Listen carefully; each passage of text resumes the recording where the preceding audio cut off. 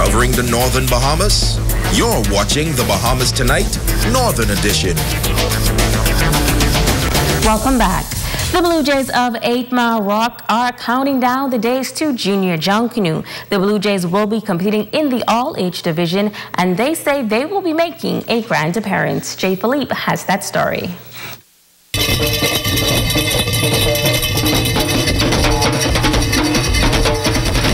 The Blue Jays of 8 Mile Rock High is one of 2 schools competing in this year's Junior Junkanoo Parade, scheduled to be held this Saturday, January 9th.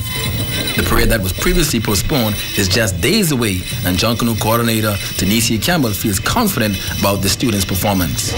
I feel that our students are excited, they're ready. They were a bit distraught after the parade was canceled. However, I think that their spirits have been revamped as we continue our practices every lunchtime and sometimes on the weekend. Our theme is the essence of Junkanoo, then and now. And with that theme, we are unleashing for the Grand Bahamian public Junkanoo from thatch to newspaper to crepe paper, now to the modernized felt that has been used in the past. Kenrick Hanna, coordinator for music, says practices has been progressing. He says the aim is to walk away from the parade as winners in the best music category. Practice has been going great, and I expect for us to come out on top.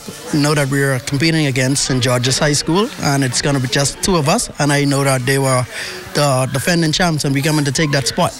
The tom-tom drummers, they've been practicing. You heard them today. They was exceptionally well. And also the bass drummers, they have their stuff down pat. The idea behind their theme this year stems from the Platinum Night Senior Junkanoo group. Fraser Gibson talks about the influence the Platinum Night has on the school group. It started prior to the victory of the Platinum Knights, which has also revolutionized Junkanoo on the island in terms of what is used for preparation for costumes. And so it just tied right in, and so we had a meeting and we decided on expressions of Junkanoo and what they are then and now. I'm Jay Philippe, ZNS Network News. The Democratic National Alliance stepping forward and providing assistance to those in need. Members of the DNA assembling at the Castaways Resort over the weekend to hand over the items to the Grand Bahamas Samaritans organization. Deputy Leader Arinthia Komalaf says they were made aware of the financial struggles of 2 women through a video on social media, and they thought it was important to come and give back. Personal items for women, toiletries. We brought some food items, some non-perishable food items, and then we brought food items for babies and pampers and the likes. We just could not have looked at that or seen that or heard that and not do anything about it. So we decided to galvanize even there in Nassau to get some stuff together and to come up to GB and to partner with our team here to be able to provide the relief there. Member of the Grand Bahamas Samaritans, Kelly Aubrey, calls it a timely donation. We're very appreciative for it, as we are in a time where a lot of people are hurting. A lot of people have, a lot of pride and they don't want to say, but there have been some who have stepped forth, and we have stumbled across many who are in dire straits. And so this donation has come at a great time, and we are very appreciative for it. And as soon as we can get done, we will continue to help those who are in need. It is a topic of discussion that is gaining momentum both nationally and internationally. Our ZNS News team has highlighted this topic in the past, and this week we will continue to shed light on the issue of mental health on Grand Bahama.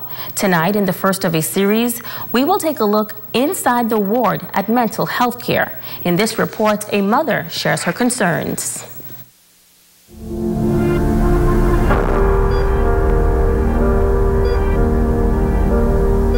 Emily Ferguson reached out to our newsroom in Tears, pleading for an outlet to seek greater improvements in the healthcare arena, specifically when it comes to dealing with patients with mental illnesses. Ferguson says that she has a 33-year-old daughter who was diagnosed with bipolar type 1 some 10 years ago. Ferguson says that her daughter had a very normal upbringing, but after the death of her father, her daughter began to change. Iris graduated from college, from Northwood University university with degrees. She was able to study abroad, like Australia, Scotland, Ireland, and in her travels to study abroad, Iris was always head of her group.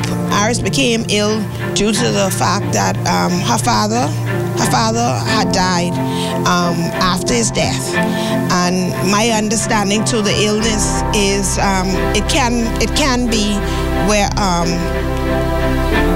like through a family. Ferguson says that she started to notice aggressive behavior, defensiveness, aggression, and some oddly excessive traits. It's like she's fixing, organizing her things. Organizing meaning taking the dirty, the clean, mixing them up together. It's like an explosion, just throwing them all over the place, saying, fix it. It's like a child saying they fixing, but they're causing you work after. So they could either be in the house where everything is tumbled up and so unorganized, and then perhaps wet them up and going in a room, slamming the door, locking the door. So if you say unlock the door, then it's a war. She could probably come bursting through it to actually attack you. So these extreme things, and if you try to control the situation, it can escalate out of control. Ferguson notes that her daughter does roam the streets from time to time, but insists that her daughter does not pick trouble. People is insensitive to anybody, even not having this condition. Say someone say, you crazy, or some word can be passed, and she can go under the fence. Yeah, it's a natural, normal thing. Ferguson says she does have one main issue with healthcare facilities charged with the care of those with mental illnesses. She says that officials tend to allow those with mental illnesses to discharge themselves from the ward, and that should not be. She says that this could pose a major safety risk to patients if they are allowed to roam the streets without proper care or being in their right faculties. Because it had gotten so dark with that situation, with them releasing her too early, and in addition, not caring for her. When I called the right authorities to have her, you're hearing the excuses as to, oh, she just walk out, or she don't want to be treated. We can't treat her. She don't want to be treated. She's not in the right faculties, mind to make that decision. So we who have that type of power and the means, we do all we can to make sure treat her the best we can. Ferguson notes that Grand Bahama has a vast amount of vacant land. She says that she believes that the powers that be should look into constructing another rehabilitation center on this island that can accommodate more patients. We have a holding place here called the Dyer Ward. You know, that perhaps the minor of it they can deal with for a good period of time. But if it's extreme, you go to Nassau. So what can be done? We need to get a facility here. They need to expand that one in Nassau too, to be able to help probably the other islands with this kind of situation, rather than it being so overbooked, because it's so much of people who have this illness. It's overbooked.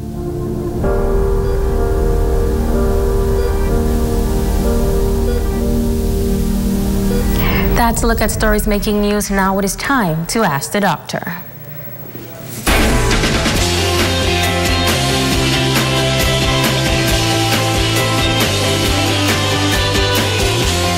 Welcome. Monica asks, Dr. Pratt, I've been feeling quite under the weather these past few days. I have a slight fever, both my stomach and my head hurts, and I have a bad cough. Since it is flu season, I'm worried that I may have caught the flu.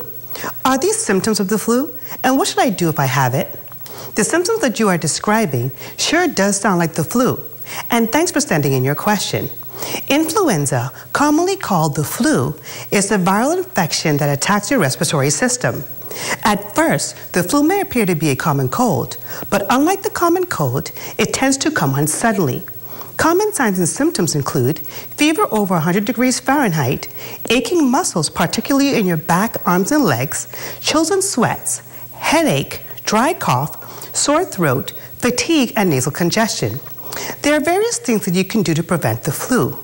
Your best defense is to receive an annual vaccination.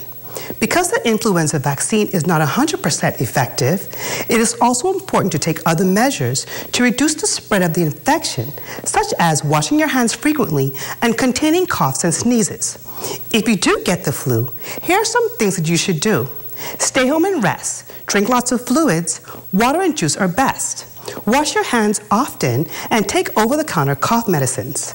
I'm Dr. Monique Pratt, and this has been Ask the Doctor. Don't go away. Rumiko Knowles is up next with the Check on Sports.